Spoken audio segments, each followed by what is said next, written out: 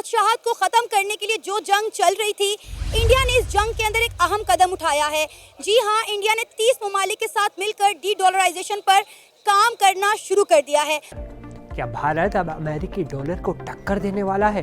Dollar के मुकाबले जो रुपया कुछ ही हफ्ते पहले तक लगातार गिरता जा रहा था, अब उसने ऐसी वापसी की है कि अमेरिका और बाकी देशों की रातों की नींद उड़ गई है। आप रिपोर्ट में देख लीजिए, जिसमें साफ साफ बताया जा रहा है कि विदेशी इन्वेस्टर्स के कारण रुपया अमेरिकी डॉलर के मुकाबले 2 महीने के हाईएस्ट लेवल 85.93 पर पहुंच गया है, जो कि पिछले 2 साल में सबसे बड़ी साप्ताहिक बढ़त है। आपको लगता है कि इंडियन रुपी आने वाले वक्त में डॉलर को रिप्लेस कर देगा?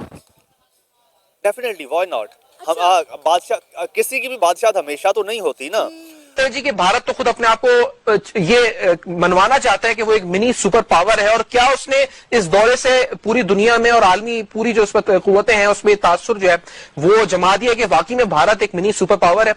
कि इंडिया अपना हमसाया नहीं बदल सकता बदकिस्मती से। बेसिकली हम एक इरिटेटिंग कंट्री हैं उनके लिए, क्योंकि उनको हमारी जरूरत नहीं है, but we can be pain in the ass. Indian currency जो है डॉलर के मुताबिक करेंसी जो है ना, उनके कागज में और इनके कागज में काफी बेहतरी है। हमारे पाकिस्तानी कागज जो वो बिल्कुल सिफर। वैसे अब 3 बड़ी रेटिंग एजेंसियों मूडीज, S&P ग्लोबल और फिच ने साफ कर दिया है कि अमेरिकी टैरिफ भारत को ज्यादा नुकसान नहीं पहुंचा पाएगा, बल्कि भारत की GDP ग्रोथ 6.4% पर बनी रहेगी।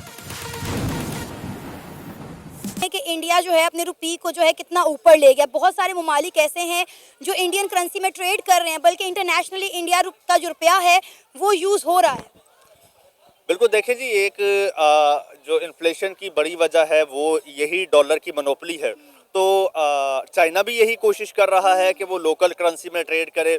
इंडिया कर रहा है कोशिश, तो ये बहुत अच्छा इकदाम है और करना चाहिए। जाहिर सी बात है, इससे इंडिया की इकॉनमी है जो वो मज़ीद स्ट्रेंथन होगी, और जो डॉलर की मोनोपोली है वो जब ख़त्म होगी तो वो बहुत फ़ायदा होगा।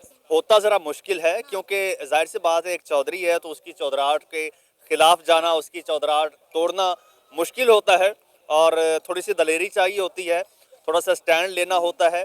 और अगर इंडिया ने लिया है तो ये मेरा ख्याल में ना सिर्फ इंडिया बल्कि पाकिस्तान या फिर जो उसके आसपास के ममालिक हैं उनके लिए भी ये बड़ा बेनिफिशियल है। आपको पता है कि अमेरिका ने यानी कि डोनाल्ड ट्रंप ने खुलेआम ये कहा था कि अगर किसी ने कोई इस तरह की हरकत की, डॉलर को जो है नीचे लाने की कोशिश की, तो हम उन पर टैरिफ भी लगाएंगे और उन पर सैंक्शंस भी लगाएंगे।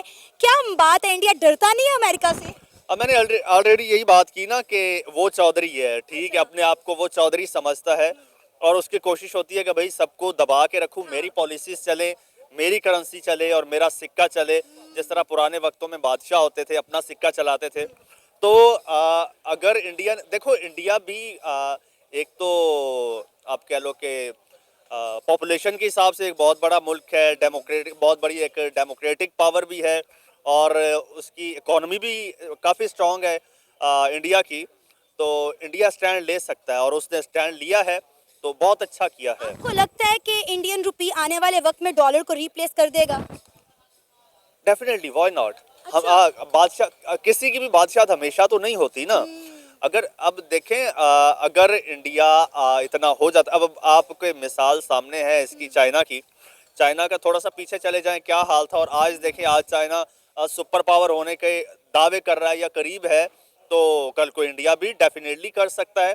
उसके लिए सबसे पहली बात यह है कि आपकी पॉलिसी इंडिपेंडेंट होनी चाहिए, और जिस तरह डी डॉलराइजेशन कर रहे हैं इस तरह होना चाहिए। तो क्यों नहीं इंडिया की करेंसी स्ट्रेंथन हो सकती? अगर आपने 130 मुल्कों की बात की है, अगर एक टोटल 30 मुल्क हैं जिनके 123 बैंकों के अंदर जो है डिफरेंट अकाउंट खोले गए हैं। अब देखें ना, अगर 30 मुल्कों के साथ भी आप अपनी करेंसी में ट्रेड करते हैं और फिर ये आगे चल के ये तादाद बढ़ जाती है, तो फिर तो आपकी करेंसी मजबूत होगी ना, स्ट्रेंथन होगी ना। इसका मतलब ये है कि दूसरी कंट्रीज इस इकदाम में इंडिया का साथ दे रही हैं, इंडिया को सपोर्ट कर रही हैं डॉलर की जो है डी डॉलराइजेशन के लिए। पूरी दुनिया डॉलर के चुंगल से निकलना चाहती है, पूरी दुनिया निकलना चाहती है, और खासकर पाकिस्तान भी निकलना चाहता है। ये आपके मुल्क में महंगाई क्यों है? डॉलर का रेट बढ़ता है ना, ठीक, उसकी मोनोपोली है, तो पूरी दुनिया निकलना चाहती है। लेकिन ये again credit goes to India कि इंडिया ने ये स्टेप लिया है। और ये सोचा है और इस पे काम किया है? इंडिया ने काफ़ी ज़्यादा अच्छे स्टेप्स लिए हैं इस हवाले से। हमें अब अगर हम इंटरनली देखें तो हमें पाकिस्तान को भी बड़े अच्छे स्टेप्स ले सकते हैं हम। जैसे सिर्फ इंडिया की बात नहीं करते हम, ईरान की बात करें तो ईरान जो है वो भी यूरोपियन जो करेंसीज है उसमें ट्रेड कर रहा है। इसी तरह चाइना जो है वो भी अपनी करेंसी में ट्रेड कर रहा है। इसी तरह बाकी और भी कंट्रीज़ काफ़ी ज़्यादा, रशिया का नाम लें तो वो भी काफ़ी ज़्यादा जो है वो अपनी करेंसी को प्रेफर कर रहे हैं। लेकिन पाकिस्तान, हम एज ए पाकिस्तानी इतनी बड़ी इकोनॉमी होने के साथ, इतना बड़ी कंट्री, इतनी बड़ी पॉपुलेशन होने के साथ हम लोग इसकी तरफ हमारा फोकस नहीं है। लेकिन गवर्नमेंट को चाहिए कि कोई स्टेप्स लें इसमें, जैसे कि किस तरह से हम सबसे बड़ी जो प्रॉब्लम है वो हमारी जो लोकल मैन्युफैक्चरिंग इंडस्ट्री है उसको फैसिलिटेट नहीं किया जाता। सर, हमारी लोकल मैन्युफैक्चरिंग इंडस्ट्री तो तबाह हो गई। आप देखें, इन्वेस्टर हमारे मुल्क में आ नहीं रहा। बहुत सारी फैक्ट्रियां हमारे मुल्क से बंद होकर या तो इंडिया शिफ्ट हो गई थी या बांग्लादेश शिफ्ट हो गई थी, और बांग्लादेश के जो मौजूदा हालात हैं वहाँ से फैक्ट्रीज बंद होकर इंडिया चली गई। जी बिल्कुल इसी तरह ही है। अब बांग्लादेश जो है उसके इंटरनल मामला नहीं ठीक होने के बावजूद भी उनकी एक्सपोर्ट्स देखें तो वो हमसे काफ़ी ज़्यादा है, ठीक है। और अब डॉलर को चुनौती देने का वक्त आ गया है। इस वीडियो में आपको पूरी डिटेल में बताएंगे कि आखिर भारतीय रुपए की ये तेजी क्यों आई और आगे क्या होगा। दरअसल जब अमेरिकी प्रेसिडेंट डोनाल्ड ट्रंप ने चीन, कनाडा और भारत जैसे देशों पर भारी टैरिफ लगाने का ऐलान किया था, तब ऐसा लगा था कि भारतीय रुपए पर इसका बुरा असर पड़ेगा। रुपया गिरते गिरते 87.8 प्रति डॉलर तक पहुंच गया था, लेकिन अब वही रुपया 85.9 पर आ चुका है, यानी सिर्फ एक हफ्ते में 1.2% की उछाल। वैसे ये सिर्फ नंबर नहीं है, ये संकेत है कि भारत की अर्थव्यवस्था को लेकर विदेशी निवेशकों का भरोसा फिर से बढ़ रहा है।